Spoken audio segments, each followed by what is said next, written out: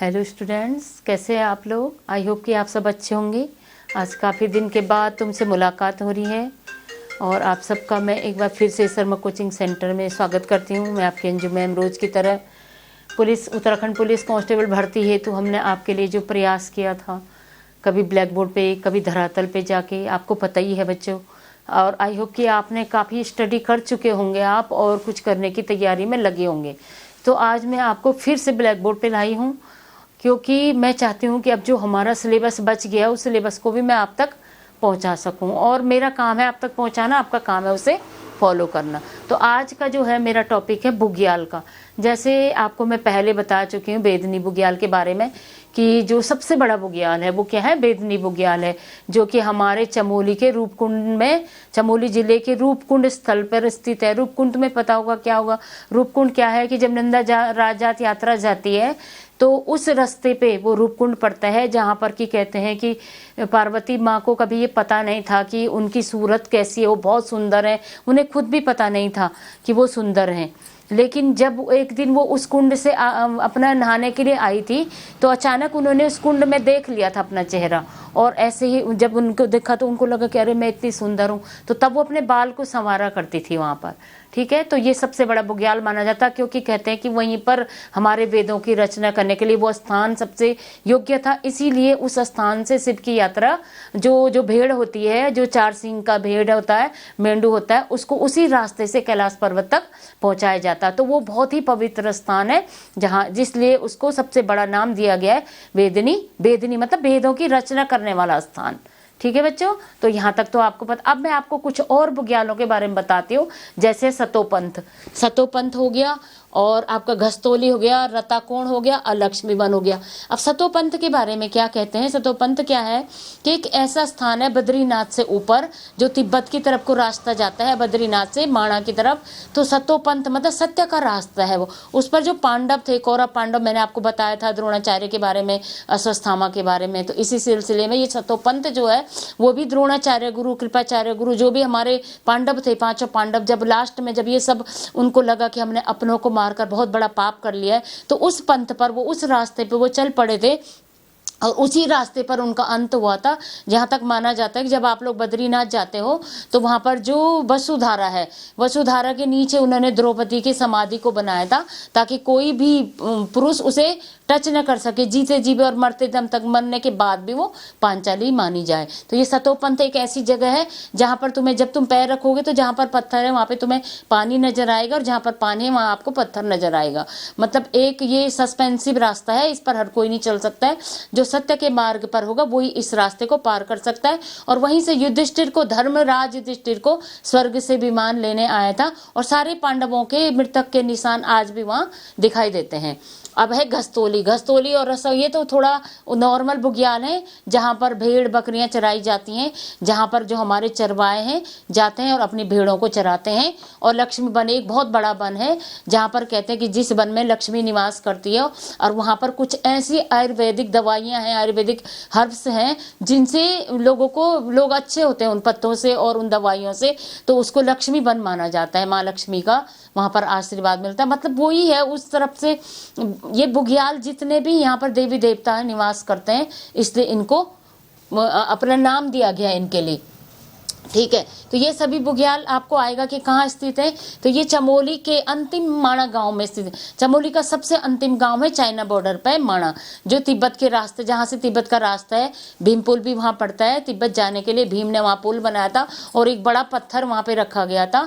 गणेश गुफा वहीं है। और जो हमारे जो महर्षि व्यास हैं, जिन्होंने वहाँ पर अपने पुस्तक की रचना की थी, ये महाभारत, रामायण, वाल्मीकि, सबकी गुफाएं हैं वहाँ। क्योंकि सारे जितने भी हमारे ऋषि मुनि हैं, लेखक हैं, जिन्होंने सत्य के पंथ पर चलकर बड़े बड़े इतिहासों की रचना की, वो सब वहीं आपको मिलेंगे। जब आप कभी जाओगे तो उधर ही आपको ये सब मिलेगा। ये बहुत ही अच्छा विषय है और मुझे इसे बताने में बहुत ही खुशी हो रही है आपको। ठीक है, दूसरे नंदा कानन। यह नंदा कानन, नंदा कानन मतलब, कानन मतलब एक जंगल, और यहाँ पर क्या है, नंद कानन फूलों की घाटी में स्थित है। फूलों की घाटी आपको गोविंदगढ़ से ऊपर अब आप जाओगे तो उस तरफ तरफ हमारी फूलों की घाटी पड़ती है। यहाँ पर अलग अलग प्रकार के फूल खिलते हैं और कहते हैं जब आप वहाँ जाते हो तो वहाँ पर आपको उन खुशबू से आप बेहोश हो जाते हो। और कहते हैं कि वहाँ पर जो एंजल्स होती हैं वो एंजल्स रहती हैं और बर्फ़ की पहाड़ियाँ होती हैं, और जो सत्य का प्रतीक वहाँ पर होता है, जो भी इंसान सच्चा होता है वो एंजल वहाँ पर उनको टच करती हैं। ठीक है, परियां मिलती हैं वहाँ पर। तीसरा है फूलों की घाटी। ये नंदकानी, ये भी फूलों की घाटी में, और फूलों की घाटी भी चमोली में ही स्थित है।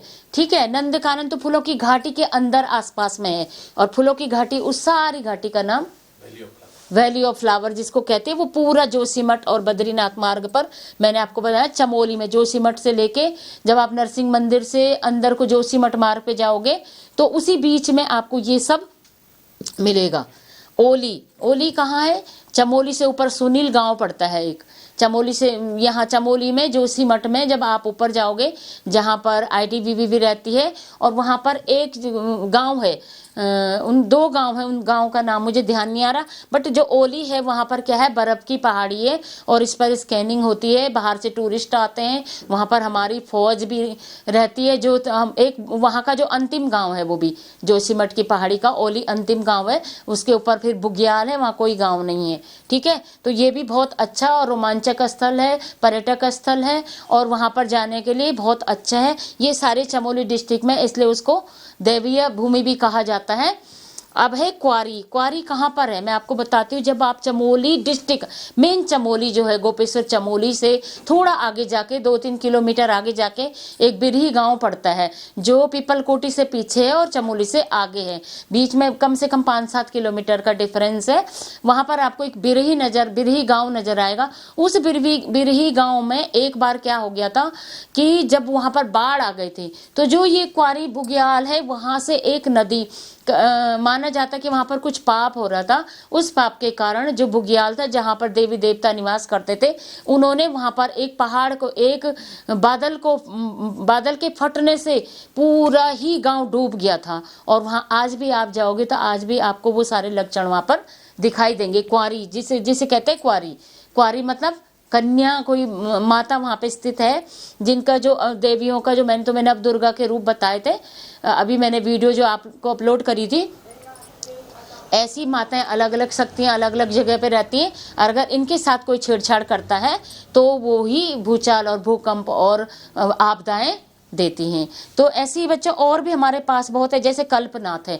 कल्पनाथ में क्या है, शिव का मंदिर है, और वहाँ पर क्या कहते हैं, लोग जाते हैं तो वहाँ पर जो भी एक बहुत बड़ा बेल का वृक्ष है, उस बेल के वृक्ष से लोग कहते हैं कि वहाँ पर कोई भी पत्र ऐसा नहीं होता है जिस पर छेद होते हैं, सारे बिना छेद के होते हैं। तो वहाँ पर जाके हमारी मुरादें पूरी होती हैं। वो भी चमोली डिस्ट्रिक्ट में है आपके। चौफिट शिखर, ये चमोली में मलारी के पास है। मलारी आपको जोशीमठ से तपोवन मार्ग जो जाता है उस पर मलारी है, तो मलारी में ये बुग्याल स्थित है। इसको कहते हैं चौफिट शिखर। चौफिट शिखर एक ऊंची पहाड़ी है, इस पर एक बुग्याल है जो मलारी गांव में है। ये भी नीति और माणा, एक नीति गांव होता, उसी नीति गांव के ही रोड पर, तपोवन से नीति गांव के लिए जो रास्ता जाता है उसी पर मलारी पड़ता है। ठीक है, अब है कैला। यह बुग्याल बद्रीनाथ के चारों ओर फैला हुआ है। ये कहाँ है? बद्रीनाथ। आपने देखा होगा, यहाँ पर कहते हैं कि आज भी जो बड़े बड़े साधु संत महात्मा हैं, जो 400 साल 500 साल 600 साल हजारों साल से वहाँ इस बुग्याल में तपस्या कर रहे हैं कि जब द्वितीय आगमन, जब दोबारा से आगमन होगा प्रभु का, परमेश्वर का, तो वो लोग उनसे मिलेंगे वहीं उसी स्थान पे। तो ये चारों ओर कैला, कैला का मतलब कैलाश, जिसको तुम कैलाश नाम से भी जानते, जहाँ कहते हैं कि भगवान शिव रहते हैं। तो आप खुद भी लगा लो कि कैलाश में बद्रीनाथ के चारों ओर क्या है, कैलाश पर्वत है, मतलब बुग्याल है, जिस पर भगवान अभी भी निवास करते हैं और बड़े बड़े साधु संत भी वहाँ उनके प्रकट होने का इंतजार कर रहे हैं। ठीक है बच्चों, तो अब है मैंने आपको बताया केदार कांठा। केदार कांठा क्या है? एक मखमली घास का पहाड़ है। यहाँ पर मखमल की घास, जैसे मखमल आपको पता है कैसे होता है, बिल्कुल मुलायम, वो हाथों को चीरता फाड़ता नहीं है। ये भी एक आशीष के रूप में है कि वहाँ पर वो केदार खंड में, अभी जब आपने देखा होगा कि जितना उत्तरकाशी की साइड में है, उत्तरकाशी उत्तराखंड का ही एक डिस्ट्रिक्ट बन चुका है। तो ये कहाँ है? केदार कांठा उत्तरकाशी में है, ठीक है। और है मानेग, मानेग जो है उत्तरकाशी, सर ये भी उत्तरकाशी का ही है। ऐसी हर का दून, अब आप सोचोगे कि दून बोल के दून में होगा, तो आप कंफ्यूज मत करना, ये है उत्तरकाशी। बंदर पूंछ ढाल पर, मतलब एक ऐसी ढाल है जहाँ पर बंदर की पूंछ का आकार है, और टोंस के उद्गम पर, टोंस नदी जो आती है उसके उद्गम स्थान पर ही मखमल घास का ही ये भी एक बुग्याल है, ठीक है बच्चों। तो आज मैं आपको इतना ही बताऊंगी ताकि आप इनको याद करें, और अगली वीडियो में आपको और कुछ बताऊंगी। मैं चाहती हूँ कि जितना मैं आपको बताऊं आप उसको याद करें और अच्छे से उसको, अभी और भी आपके पास बुग्याल हैं, लेकिन मेन जो आपको क्वेश्चन में पूछे जाएंगे वो बुग्याल मैंने आपको बता दिए हैं। और बाकी आगे तो जो एक कफनी बुग्याल है, कफनी भी एक इम्पॉर्टेंट बुग्याल है जो पिंडर ग्लेशियर से आता है, पिंडर ग्लेशियर के पास है, जो बागेश्वर में स्थित है, ठीक है बच्चों। तो ये शायद से मैंने आपको पहले दे चुकी हूँ ये क्वेश्चन उत्तराखंड जीके में, बाकी क्वेश्चन मैंने उत्तराखंड जीके में डाल दिया। तो थैंक यू, आपका धन्यवाद हो।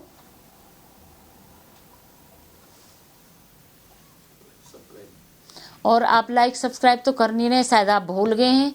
आई होप कि अब आपको मैम दिख गई होगी, तो आपको याद आ गई होगी। शर्मा कोचिंग सेंटर से मैम आपसे रिक्वेस्ट करती है आप सब्सक्राइब करें, लाइक करें, शेयर करें, क्योंकि सबके लिए काम की चीज़ है।